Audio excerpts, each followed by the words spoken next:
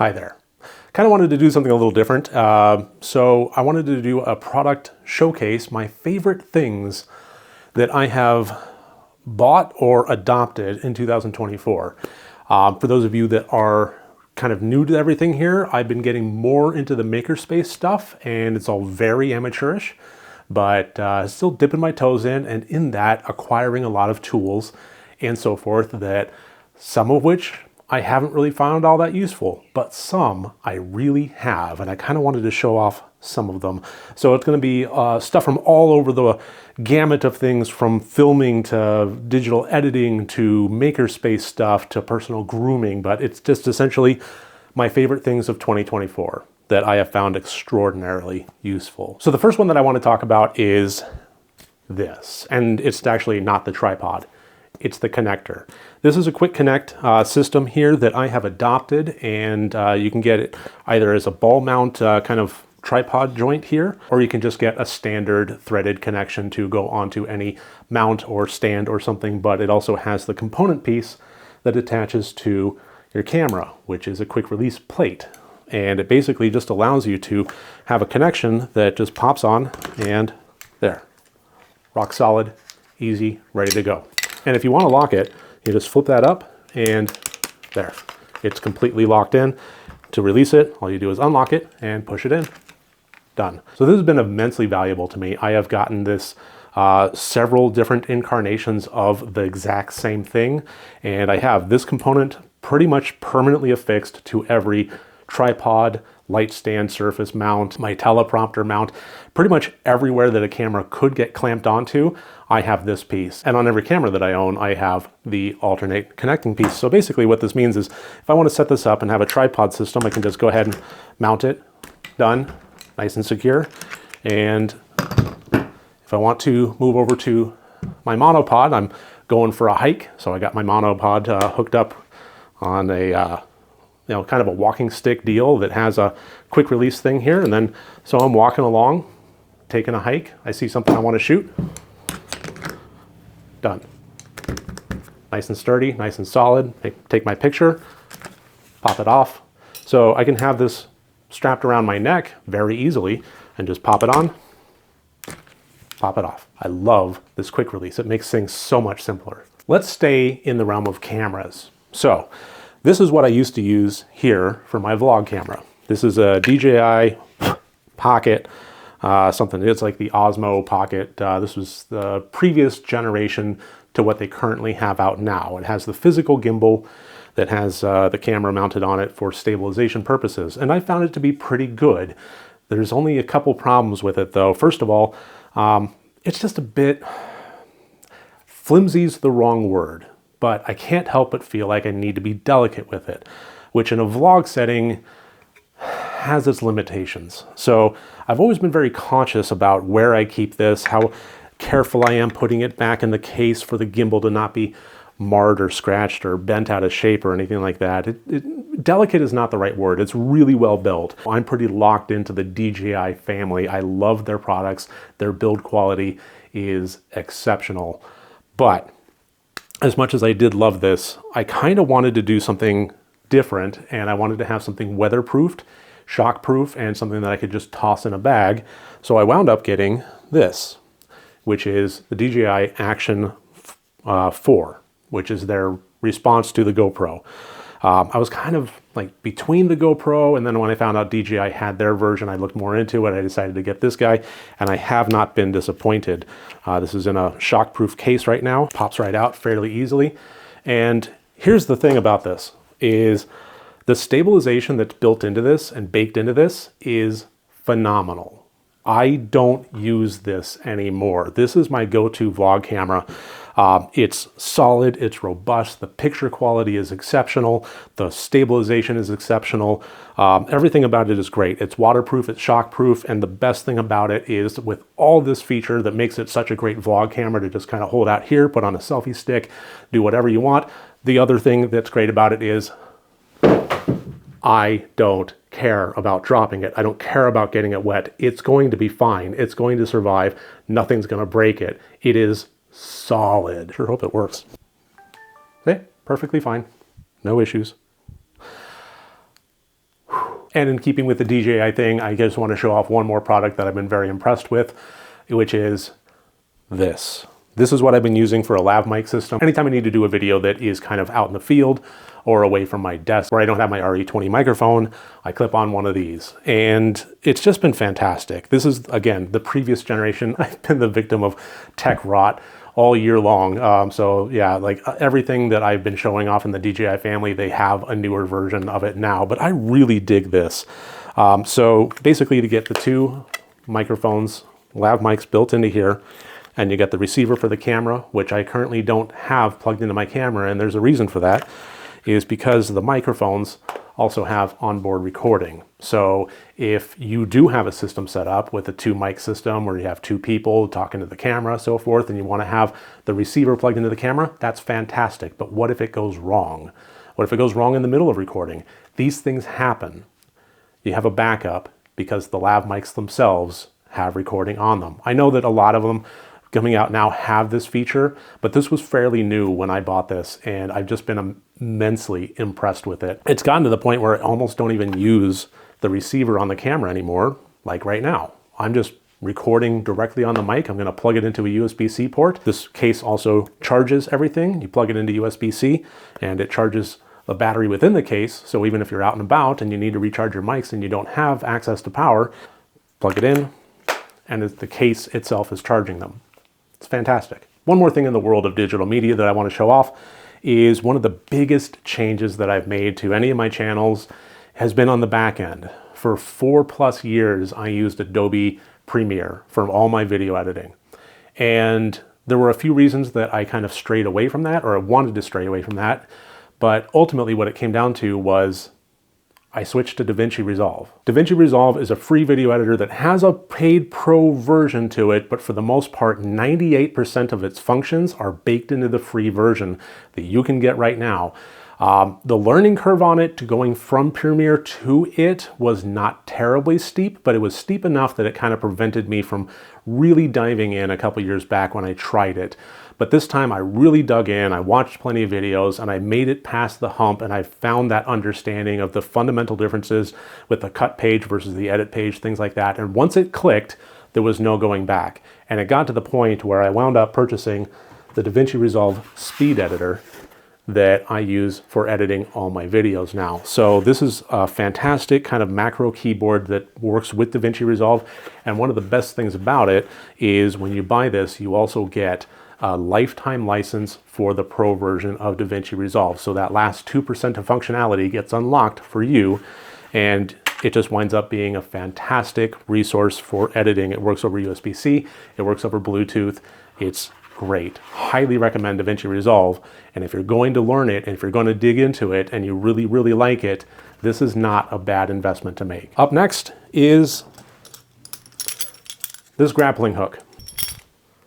The question you might be thinking is, what use is this grappling hook? What have I gotten out of this? Absolutely nothing.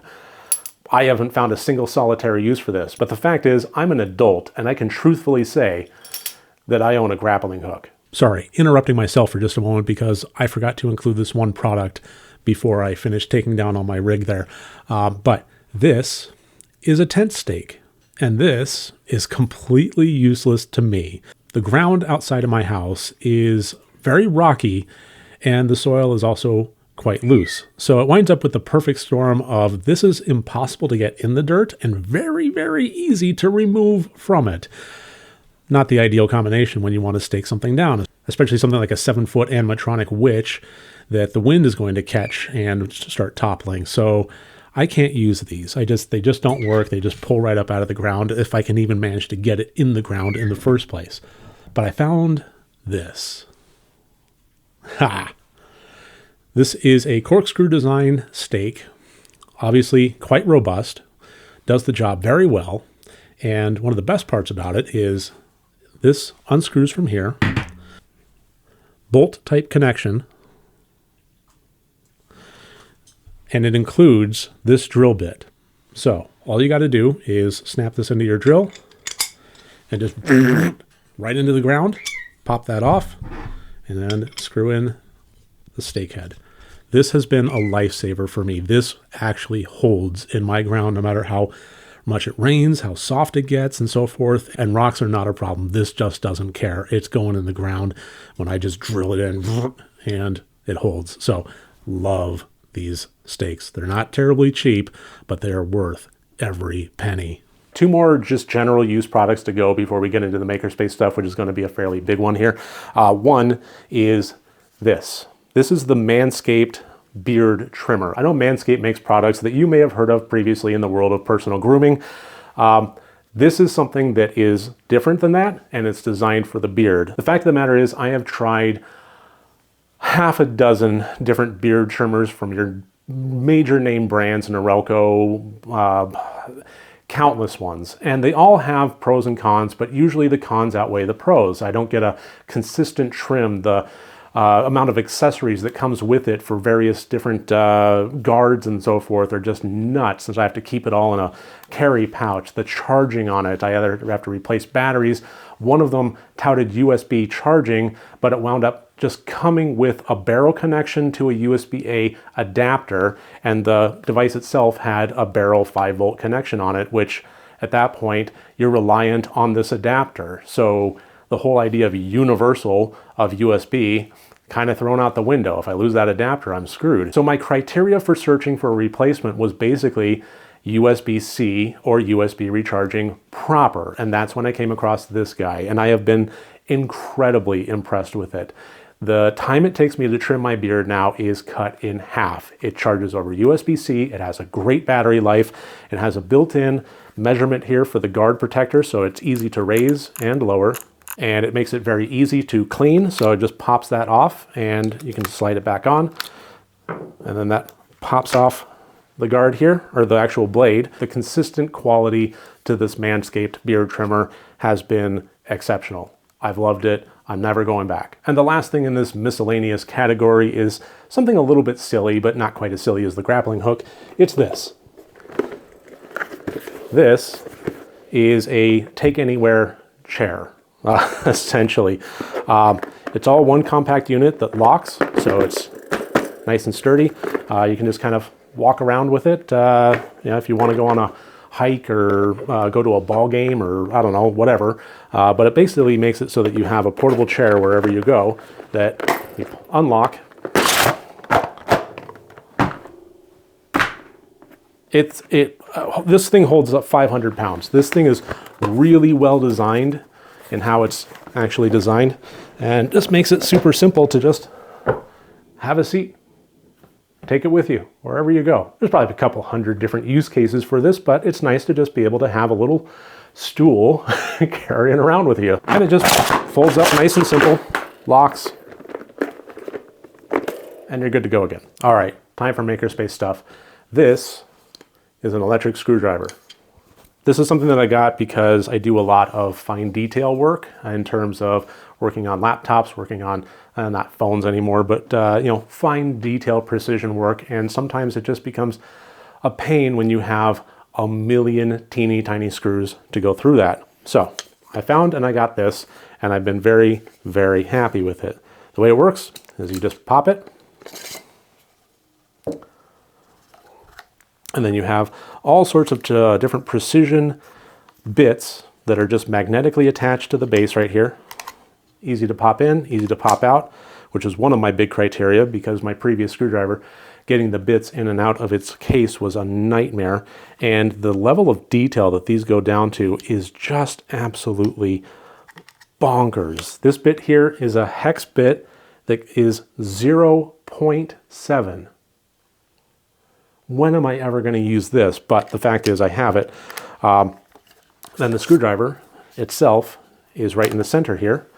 And you can have high speed, low speed, or off, and go forward and backward.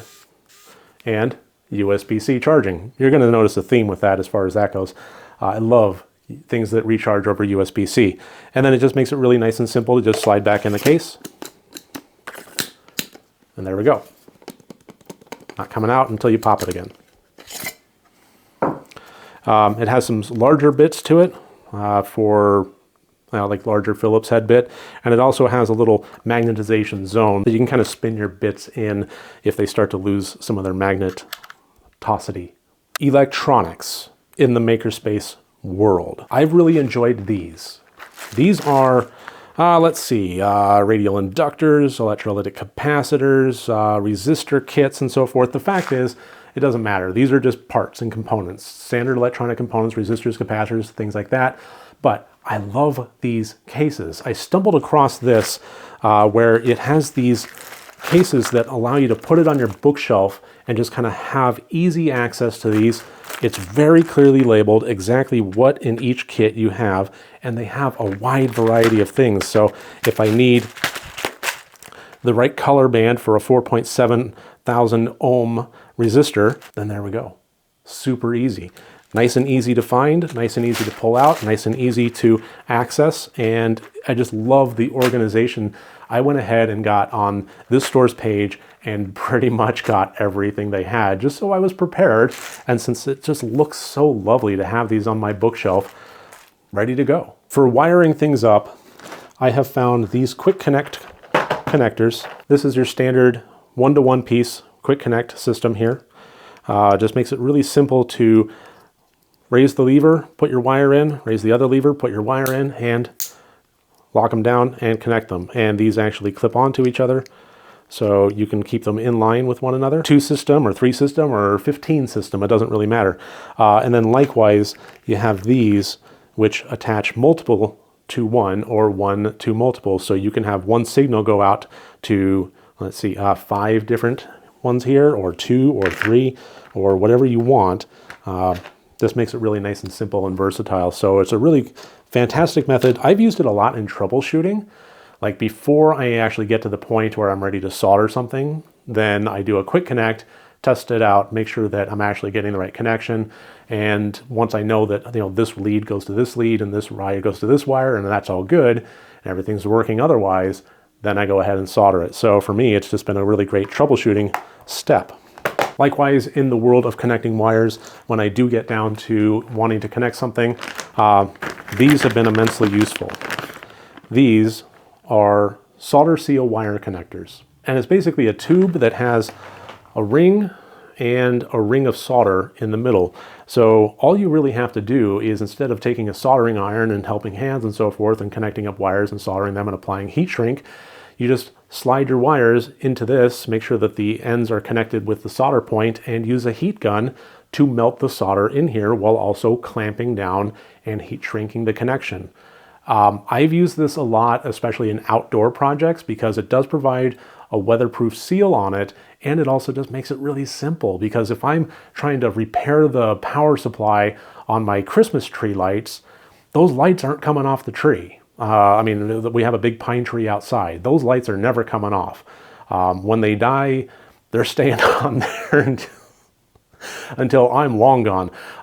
But if I need to do any kind of repairs, which I have had to do, then I don't have to bring out a table and a soldering iron rig and so forth. I just bring out this and my cordless heat gun, and I'm good to go. These red ones are the gauge that I most often use, but I was so impressed with them that I wound up getting this kit here that has just a ton of different gauges, from very, very small up to much larger, so I'm prepared for anything. Speaking of soldering, when I first got into the soldering game, I was basically using Radio Shack stuff. There was a clearance that happened 15 years ago or so, and I went in and I just got the standard magnifying glass alligator clip helping hands rig and a very, very basic soldering iron. I lately had to work on some more intricate projects that required me to have better helping hands, and I also was working on a project that required a soldering iron to get much hotter than mine did. So it was time to upgrade both of them, and this is what I went with. This is the soldering iron that I went with, and I have loved it. You have variable temperatures. The soldering iron itself is just very solid, feels very good in the hand, does a fantastic job. It's rocket hot if you actually need to raise the temperature to that level, but it also can bring it down to a more acceptable level to make it a little easier to work with. And then it has a built-in heat gun that stays off until you just remove it. And then it kicks it on, brings it up to temp. You do your heat shrink thing and you just put it back, and it scales the temperature back down until it's cool and then just turns it off. That's all very automatic, and I've been loving this. It's been a fantastic resource and has made my soldering game a lot easier. But not quite as easy as this helping hands. That's right. It's a metal plate, but it's also so much more than that, because this is not just a metal plate, but it also comes with a series of magnetic accessories that allow you to do different things with it. So it makes it very simple to just place the helping hands wherever you need it. And it has a variety of accessories, including this clamp. So you can lock in whatever you need to there. This clamp on an arm. So you can lock that in. These connectors here, which allow you to mount up a circuit board and hang it off of the holes within. So there's just an absolutely ungodly number of different interactions that you can assemble and arrange on this plate. I love it. And it also has a little ring light that you can clamp onto there and get some light going if your work surface needs a little bit more light. All around an extraordinarily versatile tool, and when you're talking about helping hands, the more versatile, the better. So one of the things that was advised to me, and I love this to pieces, it worked out so well for me, and I want to pass this on to you, is if you find yourself locked into a family of cordless tools, just do a search for whatever may be found within that tool family. For me, I got gifted a while back a Craftsman 20-volt Sawzall and drill combo. So I've been kind of locked into the Craftsman 20-volt family. So I just Googled what is available in Craftsman 20-volt tools. And I have found some very surprising entries. I've been very impressed with just about all of them, but there are 3 in particular that I kind of wanted to show off here, mostly because I found them incredibly useful, and they've been very weird outliers that I would not have known existed had I not taken this advice. So one of which is this guy right here. This is an air compressor. It's a portable air compressor that has just a lot of features baked into it. It has your standard compressor hose for locking onto tires, sure, but it has the accessories to inflate footballs and whatever. It also has a large hose so you can blow up things like air mattresses that plug into this port right here. But my favorite thing about it is there are 3 different ways to power this. You have a standard household AC cord, you have a standard DC cord for plugging into the cigarette lighter of your car, and you also have the spot where the Craftsman 20-volt battery can go and turn it on. You can set the PSI that you want to inflate things to and just automatically kick it on. And the versatility in this has been amazing. I know that wherever I go, I can find a way to use an air compressor, whatever the plug may be, or entirely not have a plug at all. This is a Dremel. I have a corded Dremel that I use whenever I'm at my workbench, but there have been instances in which I need to do a project outside and I don't want to have to run out an extension cord to whatever I'm doing. So I kind of looked up cordless Dremels. But the fact is, I've had cordless Dremels before and I haven't really been all that impressed with them. The battery life is substandard, the power is substandard. I enjoy the corded ones just fine. Cordless, not so much. But then I found this guy that actually uses the 20-volt Craftsman battery, snaps in there, so you have a base with sufficient power, both in terms of battery storage and in the amount of power that it actually puts out to your rotary tool here. And yeah, variable speed on the base here, and it allows you to just go wherever you want and use a rotary tool. I love this. It's just great. And lastly is a little bit of a bigger one. Hang on. This is my shop vacuum cleaner. Not my shop vac, I actually have a shop vac, but just for cleaning the floor and so forth, this is what I have for cleaning my office and my work area. It's fantastic. The idea that this works off of a 20-volt cordless battery, and it just works really well, just seamlessly. And here's some of the best things about it is, first of all, it's just dead simple. I pull it off, I put a battery on, I do the sweeping, and I take that out. That's all. I don't have to unwind a cord, find an outlet, run it, and have it constantly tripping on the cord. No, it's just I take it where I want. It has really great design to it. It just stands up automatically wherever I am, and it doesn't really fall over. Beyond that, it's fairly toolless operation. The canister just pops out. The filter can just pop out. And even more than that is, what if the brushes get clogged? That's always a nightmare, isn't it? Not with this. I sound like an infomercial. But the fact is that the brush itself has a tab that allows you to just pop it out. You clean off the hair, you scrape it out, you get it all cleaned up, pop it right back in. Completely toolless, and there you go. You're ready to go. Dead simple, versatile, easy to use, different attachments, and powerful. So this is my go-to vac. I wouldn't try to use this on the entire house, but if you just have a small area that you need easy access to dead simple vacuum cleaning storage, I love this thing. Two other things I want to show you in the makerspace stuff, and then that's actually going to be it for this video. The first of which is this. This is something that it's just a small bar clamp. That's all. But it's been so insanely useful. This is a great example of, I didn't know this existed until I saw it covered in dust with a yellowed out plastic housing, clamshell housing at the local craft store. And it was way, way too expensive, but I still got it. And now that I know it exists, I've been able to find it online for dirt cheap. So this has been immensely useful in terms of the small projects. If I do a 3D print or something that I glue together, it's just really easy way to clamp things that are small. If you've ever dealt with a bar clamp for woodworking projects and so forth, it's just a tiny version of it, but amazing. I love this thing. I get so much use out of these little tiny bar clamps for all my various electronic builds and 3D print builds and prop builds and so forth. Love it. And the last thing that I want to show off is not here, and I'm not going to bring it down. It is my 3D printer. A while back, my wife and I had a long discussion about 3D printing for miniatures, miniature tack, things like that. She does a lot of horse model stuff, and I've been getting into the makerspace stuff, so it just kind of seemed like, what if we got a 3D printer? And we weren't too thrilled with the idea of the resin printers with the fumes and so forth, and just eventually we may get one, but it's not going to be without having proper air handling. So in the meantime, we decided on a filament one, and doing a lot of research in it, I just decided that it was probably best to get something that would be robust, easy to use, and just futz free. Well, almost futz free, but for the most part, you want to print.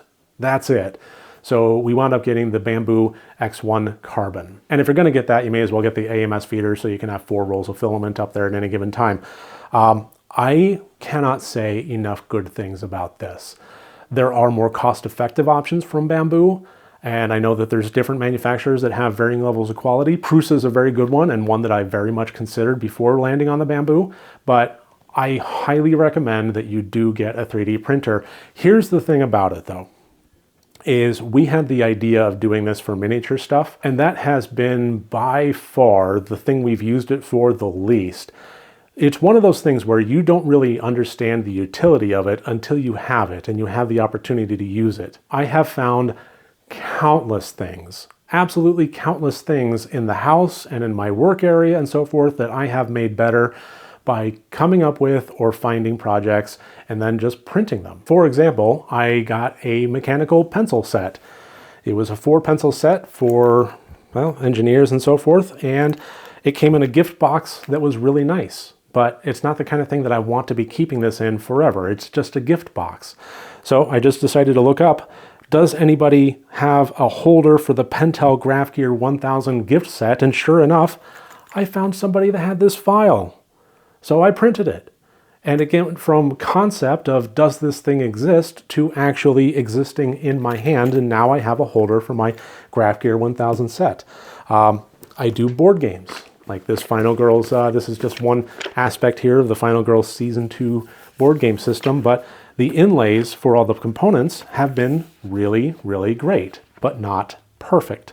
And I found a project where somebody had created their own files for each individual version of this that has their own modular inlay system that is perfect, that is perfectly designed for each one. So this is the inlay for the Organism version of the Station 2891 version of Final Girls Panic at Station 2891. Likewise, I also acquired the Mansions of Madness board game with all of the expansions, and that's a lot of stuff. So this allows me to keep everything really nicely organized. I have areas for the figurines, I have boxes for the investigator cards, boxes for the person tokens, everything just custom designed and made for the board games. I have these, which has all the place tiles in it. This is one for each expansion, and it's all just stacks really nicely in here now. So just as a companion piece to board games alone, it's been a great resource to have a 3D printer. Like I said, they offer them in varying different price points. I do highly recommend Bamboo. The slicing software and the make quality of the printer itself is very, very good. So that's my recommendation, and that's the things that I loved in 2024. Thank you.